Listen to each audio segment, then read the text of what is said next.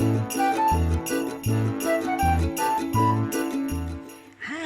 Assalamualaikum dan selamat sejahtera.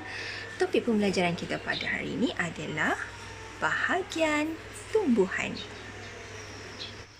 Untuk video kali ini, ada dua perkara yang cikgu akan terangkan. Yang pertama, cikgu akan cerita tentang bahagian-bahagian tumbuhan. Macam daun, batang, dahan, semua tu. Okay, kita dah belajar sebelum ni dekat dalam kelas. Tapi untuk video kali ni, cikgu akan terangkan semula. Cikgu akan ceritakan semula dan bagi tahu semula apa dia bahagian-bahagian tumbuhan yang patut kamu tahu. Okey?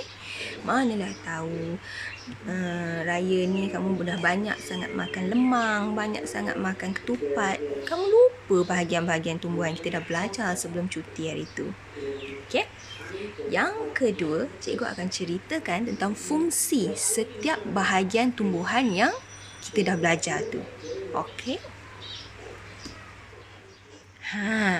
Ini adalah tumbuhan ataupun pokok. Untuk video kali ini, ada 7 bahagian tumbuhan. 7 bahagian tumbuhan yang cikgu nak bagi tahu kamu. Okey? Kita tengok. Yang pertama, daun. Ni daun.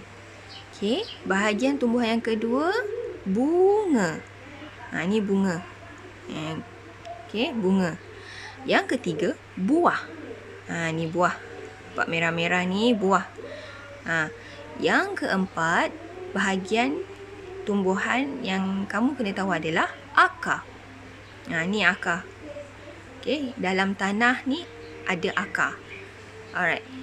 Kemudian, pokok juga ada batang. Ni batang. Okey. Dahan. Ni dahan. Okey. Ini pun dahan. Ini pun dahan. Okey. Yang terakhir, bahagian tumbuhan yang kamu kena tahu adalah duri. Okey. Duri. Ini satu. Ini dua. Ada 2 duri dekat tumbuhan ni. Okay. Boleh nampak tak? Tu dia. Duri. Seterusnya, cikgu nak bagi tahu kamu fungsi setiap bahagian ni. Daun, bunga, buah, akar, batang, dahan, duri. Apa fungsinya ni? Ni cikgu nak bagi tahu Yang kita pergi yang pertama dulu, daun. Fungsi daun adalah untuk membuat makanan. Membuat makanan. Okey. Bagaimana tumbuhan boleh membuat makanannya sendiri? Macam mana? Mari kita tengok video. Anda nampak tumbuhan yang disiram itu? Persoalannya, hanya air saja. Adakah tumbuhan perlukan makanan juga? Ya, tumbuhan perlu makanan juga. Terdapat 3 asas membuat makanan. Yang pertama ialah air. Apabila hujan turun, maka akar menyerap air dalam tanah. Air tersebut akan melalui batang tumbuhan sehingga bahagian daun tumbuhan.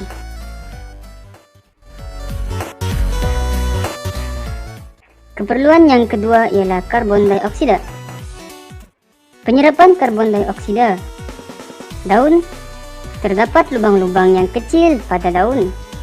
Lubang-lubang tersebut merupakan stomata yang berfungsi menyerap karbon dioksida.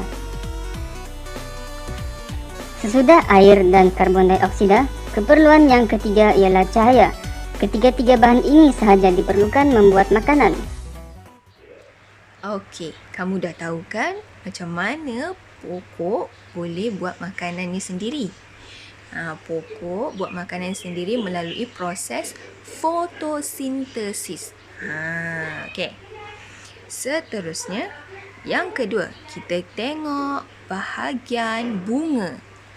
Okey, itu dia. Bunga ni, ni bunga, dia akan bertukar menjadi buah. Macam mana? Macam mana? Nak tahu tak macam mana bunga ni boleh bertukar menjadi buah? Jom kita tengok video. Rakaman ni dirakam selama beberapa bulan. Okey, kita tengok yang pertama ni. masa bulan April ataupun bulan 4. Tengok bunganya belum kembang. Okey, masih kuncup lagi bunganya. Ni masa bulan 5 ataupun bulan Mei. Nampak tu bunganya dah kembang. Dah keluar dah bunganya. Lepas 1 bulan, mari kita tengok apa dia jadi pada bulan 6. Tu buah dah jadi buah. Bunga tadi awak nampak tadi dah jadi buah.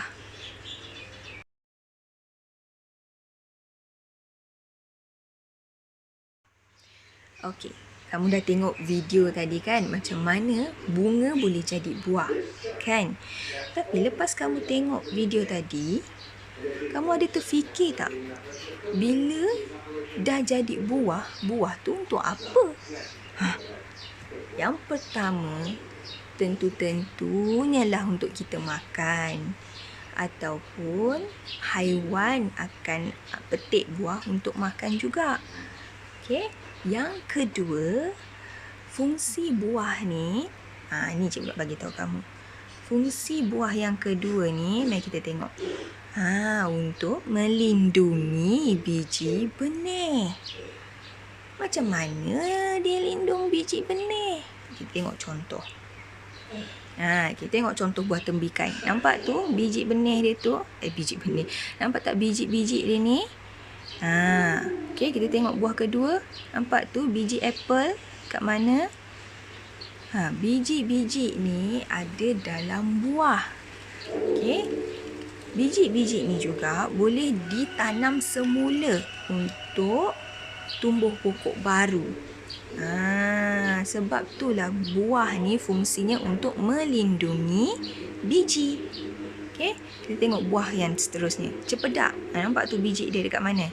Dalam buah. Okey. Lagi. Buah mangga. Tengok biji dia kat mana? Dalam buah. Okey. Yang terakhir, tengok buah rambutan. Bijinya dalam buah. Okey. Jadi buah ni fungsinya adalah untuk melindungi biji. Alright. Kita tengok bahagian yang seterusnya. Bahagian tumbuhan yang seterusnya adalah akar. Tengok akar ni dekat dalam tanah. Ada juga akar yang dekat luar tanah. Okey, ada. Untuk gambar kali ni, akar ni cikgu tunjukkan akar yang dalam tanah. Fungsinya apa? Fungsinya adalah untuk menyerap air dan nutrien. Okey. Okey, jom kita tengok bagaimana akar menyerap air dan nutrien. Cikgu rasa kalau kamu tengok video ni akan lebih jelas lah ya. Okey, nampak tak benda yang biru-biru tu? Itu mewakili air. Dan yang benda putih keluar tu, itu adalah akar.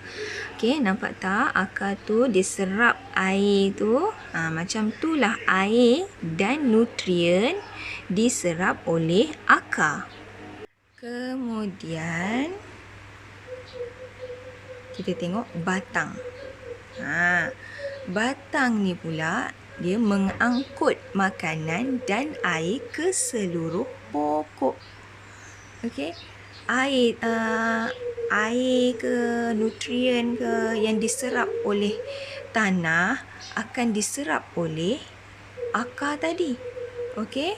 Daripada akar, air dengan nutrien tadi tu akan bergerak ke seluruh pokok melalui batang.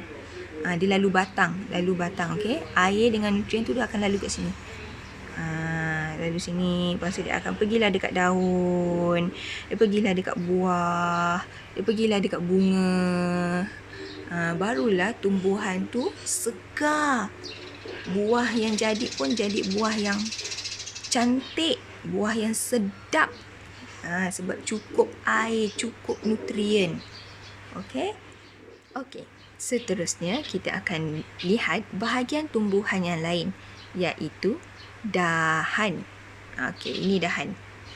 Dahan ni yang kecil-kecil ni. Okey? Ingat itu cikgu ada bagi tahu Kalau yang apa beza batang dengan dahan? Okey. Batang ni yang besar. Okey, daripada tanah. Yang tengah ni, ni namanya batang. Yang kecil-kecil ni dahan. Yang kecil-kecil ni namanya dahan. Apa fungsi dahan ni?